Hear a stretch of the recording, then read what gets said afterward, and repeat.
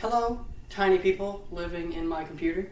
I'm Finn, and today, we're talking about YouTubers. Woo! Yay! This goes well, doesn't it? Today I'm talking about YouTubers. Who didn't do good things. Yay!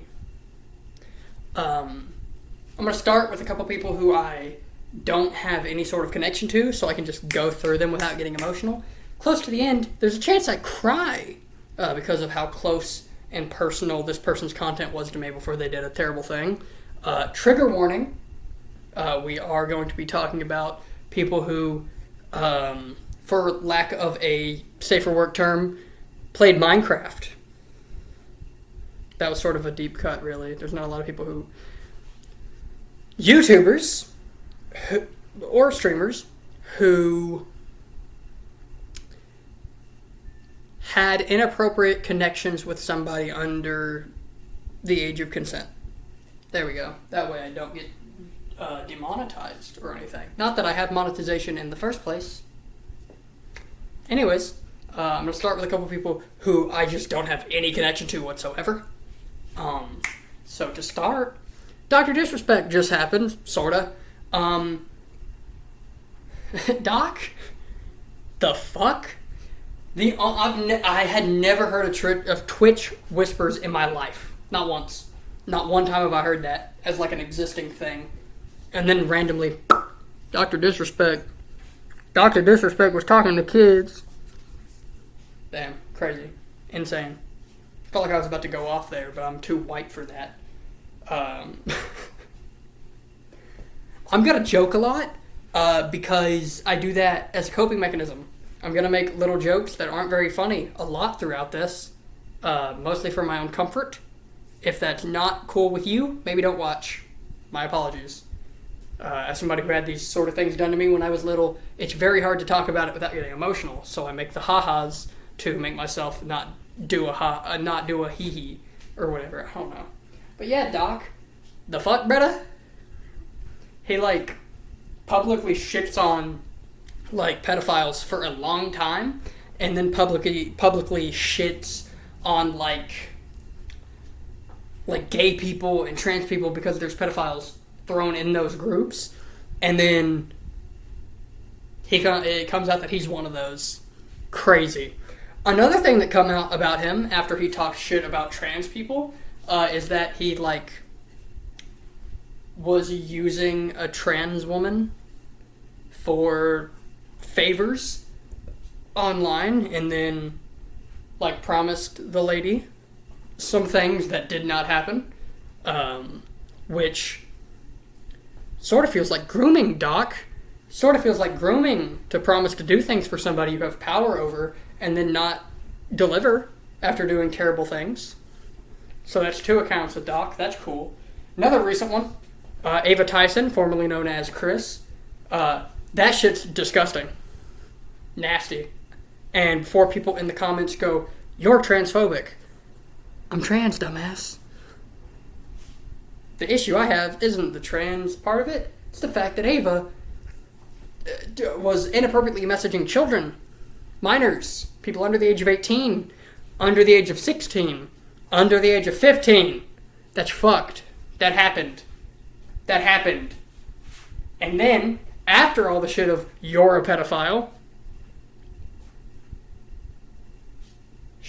not even that long after, really, "You're a pedophile." The next day, 4 more counts of "You're a pedophile" that are, accurate and have been, shown so much fucking proof. And then somebody comes out and is like, "Oh yeah, by the way, I, as an adult, did favors for Chris and was promised so many things. A job, a home, a relationship, and then got none of that and was thrown out and put into shitty situations multiple times.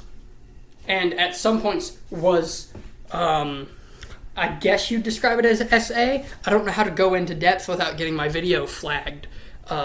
Not good touchies from Miss Ava. Ava do a no good. So that's disgusting. Another person who I had no care for before it happened, not in like a malicious way, just I wasn't connected to them. Dream, who did Dream do it? Did Dream? I'm still unsure, and it seems like most of the internet's unsure, because half of the internet says, oh, here's things, receipts that prove it didn't happen, and the other half goes, those receipts don't prove anything. It definitely still happened, so I don't know what to believe. I don't know. I can't say for sure that Dream is a PDF file, and I don't want to discriminate or defame him without proper evidence and whatnot. So, I don't want to be that asshole. So we'll say that Dream is a weirdo and leave it at that, because I can agree with that. That's an opinion. I can't be sued for defamation on an opinion. I think he's weird. We'll move forward to people who actually did not cool shit. Moving forward on the list of talking to a child, this is the part where I start to get a little bit emotional about it. In the early 2010s, I watched a lot of YouTube. A lot. It was sort of like my only escape from reality. There were times where I had no place to sleep. There were times where I'd go multiple hours, sometimes a day or two without eating. There were times where I could go weeks without any sort of affirmation of positivity from a family member or a friend. But when I was at my grandmother's, which is now where I live, and has been for almost a decade, or a full decade, I'm bad at math, I would be able to go on the family computer and I'd watch YouTube. And it was my only escape from reality. And it would happen every other weekend, and then if I was with my mom, sometimes on her phone. But I couldn't say that that was like every single day. It was probably 2 or 3 days of the week. And one of the many people I connected myself to was a YouTuber who was famous, now infamous, Craig Thompson, otherwise known as Mini Ladd, former member of the Vanoss crew. I looked up to Craig a lot. I looked up to Craig not only as a content creator, because I started making content whenever I was 7 in 2012, but also as a person, because he was so open and vocal about mental health, and so open and vocal about caring for people, and so against people that were womanizers, and so against people that were pedophiles, and so against abuse, and so against bullying. And it really showed me that there were people online who could be against those things and weren't for that, and weren't super rude asshats all the time. And Craig was part of a group that felt real. They all felt genuine. They all felt like real friends. Whereas at that time on YouTube, there were a lot of people who were starting to realize there was money in it, because up until that point there wasn't a whole lot, but they were starting to get to the point where YouTubers were like, we can milk shit, and they felt real, they felt genuine for once. And I very, very deeply had a connection with the group, especially Big Jiggly Panda, 407, and Craig, Mini Ladd. Craig would have a falling out with the group shortly after he left it peacefully, all because of him. I cannot blame a single other soul. It was all his bullshit. And then in 2020, news broke of him grooming, abusing, and almost having relations in person. This didn't get to happen, luckily, with a girl named Hallie. I don't want to mispronounce her name because that feels very rude and disrespectful to what she went through. But Hallie came out and was talking about this.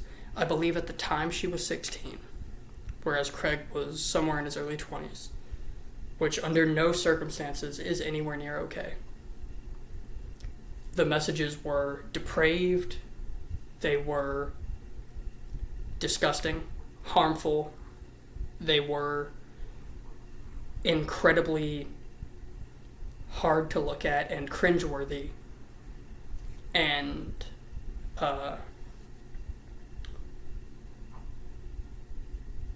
14-year-old me was devastated because a man who I looked up to, wanted to be like, a man who genuinely inspired me, was this terrible person. My heart and soul immediately went out to Hallie. And then shortly after, another girl came out. Sadly, I do not remember her name, but I don't mean to forget it, and I don't mean to be disrespectful in any way, shape, or form. It is disgusting what she went through and how much pain and how much suffering that is, and the bullshit that came afterwards with so many people on the internet not believing these two, no matter how much proof they could show. More stories came out from both of them, and then more stories came out from Craig's former partner, who did not know about any of this up until the world was told.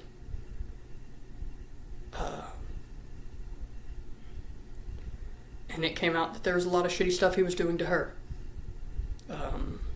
Arguments a lot, verbally being very abusive, threatening to harm himself to coerce her into staying or doing things for him, which also happened to both of the girls that he spoke to. And then he proceeded to not really respond to any of it. He proceeded to hide behind his wealth and his power. He continued to not bring up what he had did in any videos. The next video after being canceled, the very next video was a Minecraft video. He got canceled for having inappropriate conversations with children and played Minecraft in his next video. Isn't that fucking disgusting? Isn't that completely, like, batshit crazy? That's fucked up. He made like 4 different apology videos and doesn't bring it up once. He doesn't talk about anything to do with his ex. He doesn't talk about anything to do with the 2 girls that he groomed. None of it. None of it. No accountability.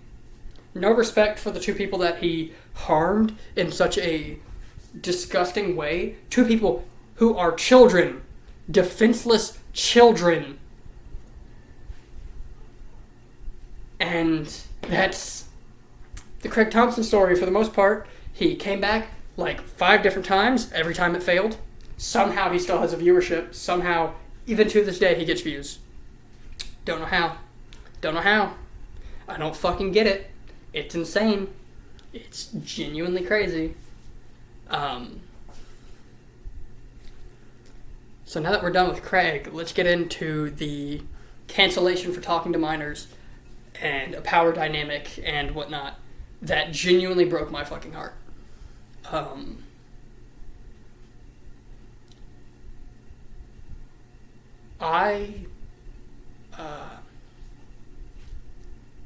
I have never had a lot of friends. I've never been popular. I've never been that funny. I've never been much more than just the random autistic kid who gets picked on. And I didn't relate to a lot of people growing up because I was so different. And my brand of comedy didn't relate to many people's for a long time. And I could never say that someone else had a similar comedic genre as me for the longest time. Until I started following, watching, and participating in things to do with the YouTuber CallMeCarson, otherwise known as Carson King. Carson grew through videos through Discord, in a playlist called Exploring the Internet, I think. My apologies if that's wrong. I didn't research any of this. It's all off the dome. My phone is down here and off. And then Carson grew a big following alongside a lot of his friends. Slimesicle, who you may know as Charlie, Ted Nivison, Jay Schlatt, C-Scoop, Travis with an E, It's Josh, trying to think of Noah Hugbox. I'm trying not to leave people out because I don't want to be an asshole. If I left anybody out, it wasn't out of disrespect. It was out of me not having the brain to think of everything currently. They made a group channel, which took off, called Lunch Club. And also in 2020, Carson had a fan come out. Well, the fan didn't actually come out. Carson's friends went to Keemstar with the information of him talking to somebody underage when he was 19.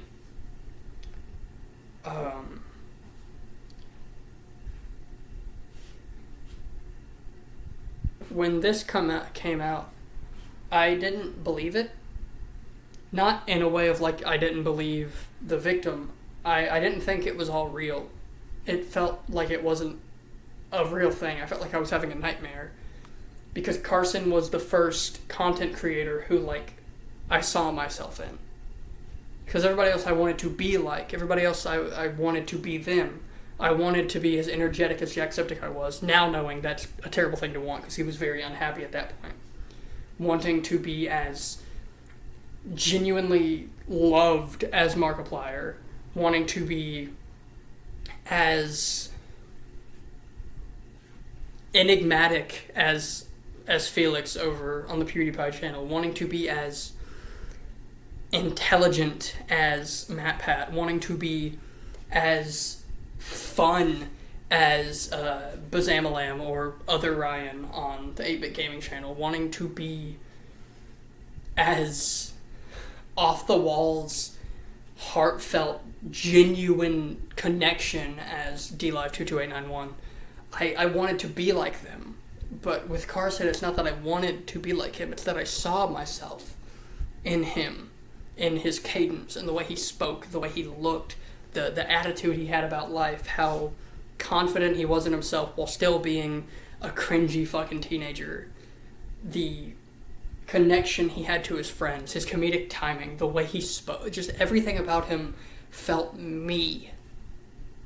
For the first time in my life, I could look at somebody who was loved and cared for that reminded me of myself. And I woke up that day and read that, and I couldn't believe that somebody who I felt such a connection to was able to be that way.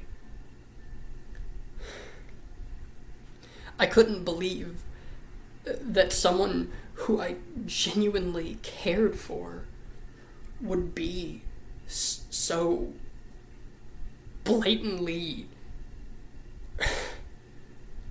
I don't even know the word. I don't know.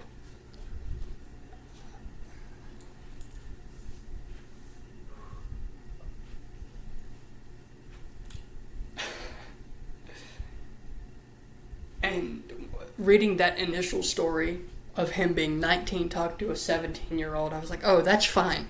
No issues. Cool. Power dynamic's a little weird, but it's cool. He didn't do anything wrong. He's not a predator. Cool. Awesome. Then more information came out. It wasn't just that one girl. He was also talking to more people who we don't know confirmed ages of perfectly, but we have as low as 16 as the age and multiple different people, so it wasn't a one-time thing. And then the stuff came out about how bad of a friend he was, how he was a pathological liar. And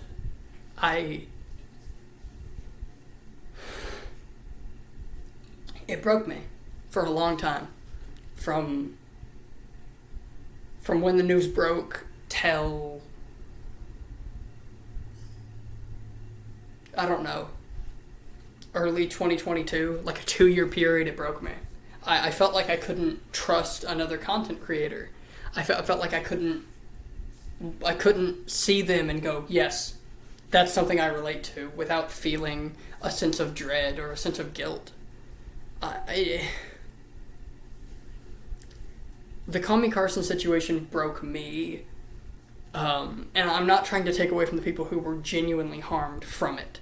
I don't want to take away from any of the girls or any of Carson's former friends whatsoever. I do not in any way, shape, or form want to take away from the harm that they felt. But I've never felt so betrayed by someone who I never really knew. I had never felt a sense of being stabbed in the back by someone who had never been close to me to do it in the first place. I loved Carson deeply. Every single day for like a year and a half, I looked at that man and said, you are someone I am proud of.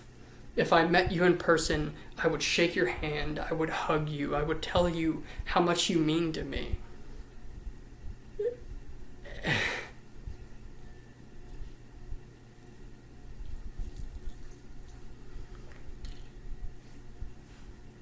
And then that connection was gone. That connection disappeared. And it was never truly there. Shortly after Carson's mess up is when I started what I consider to be the worst person I've ever been. It wasn't out of any sort of malice, nor was it for any particular reason other than just me not being in a good space up here. But the things in life I am the least proud of are from the time period after that, because of how much it affected me, how much it hurt me. And now I like to think that I'm not in that same area anymore. I would also hope, and I'm not religious, but pray that Carson has repented. I don't know. I'm not religious, so I reckon like the repenting thing doesn't mean the same to me as it does some people. I hope he understands what he did. I hope he knows it's wrong, and I hope he doesn't do it again. I will not forgive him. I don't expect any of his friends to forgive him. I don't think his fans should forgive him. And sure as hell, the people harmed by him should not. And if they do, that's their thing. I'm not going to say that they can't, but it feels wrong to me. Be careful who you look up to. Be careful with the creators you watch. Be careful with celebrities. Be careful with...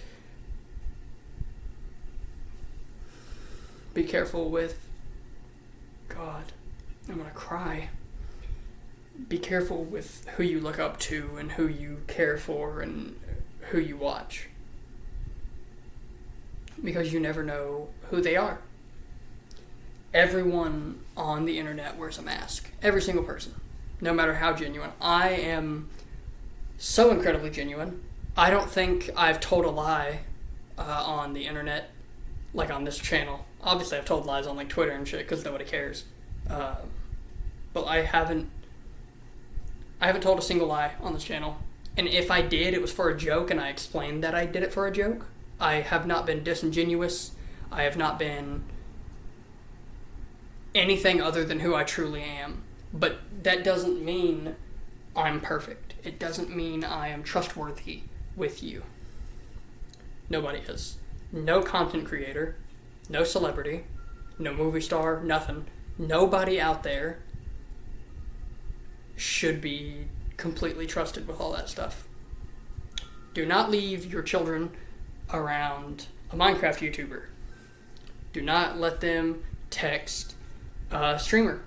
I know it's not up to you most of the time, but if it's an option, don't let it happen. And if you are a content creator, if you are a YouTuber or a streamer or a TikToker or whatever the hell, I don't care what your descriptor is. If you're on the internet and you have any sort of power, any sort of imbalance, do not talk to fucking fans. Period. I don't care if they're 30. Don't talk to your fans like that. I talk to my fans all the time. I don't have a lot of them, but I talk to them and I like them. They're great. I adore these fuckers. There's a Discord for people who enjoy my content. Awesome. But that should be the end of it. There shouldn't be this like romantic shit going on. It's weird. It's a power imbalance. And then you throw in the fact that they could be children, and the power imbalance is no longer your main issue. Your main issue is the fact that you're now a fucking pedophile.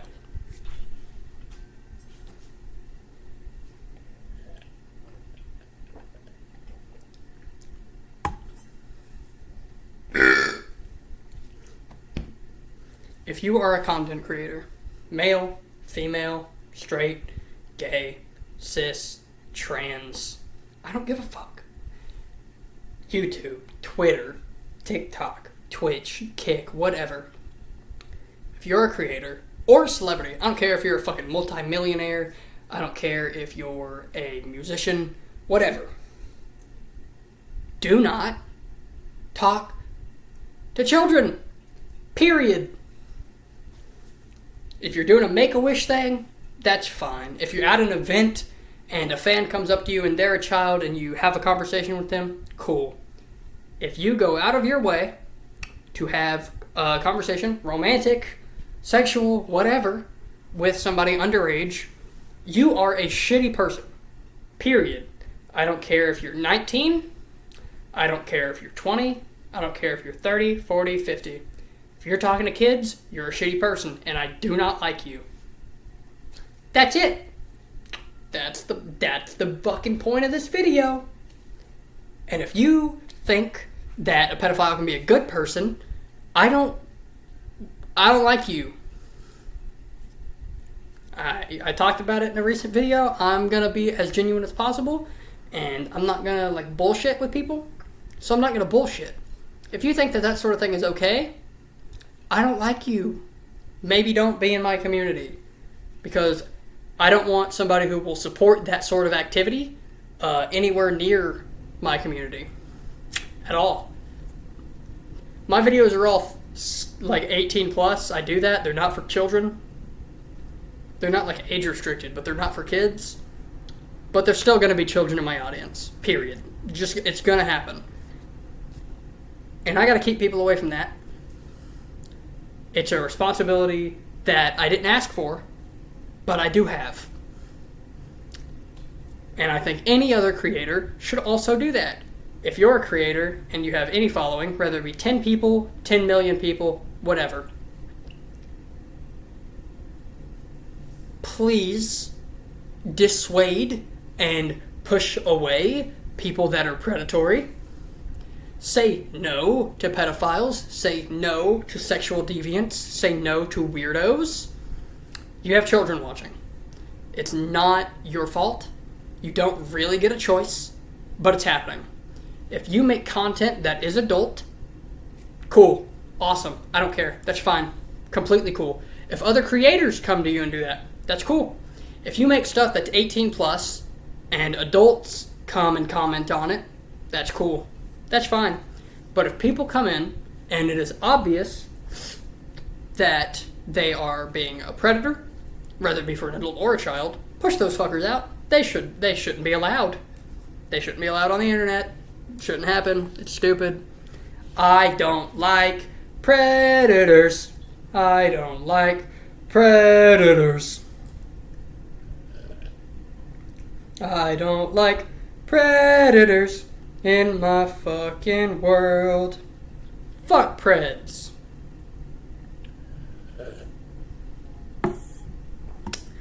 So, now that I'm done ranting about the fact that I hate pedophiles, I can end this video on a positive note. a positive note,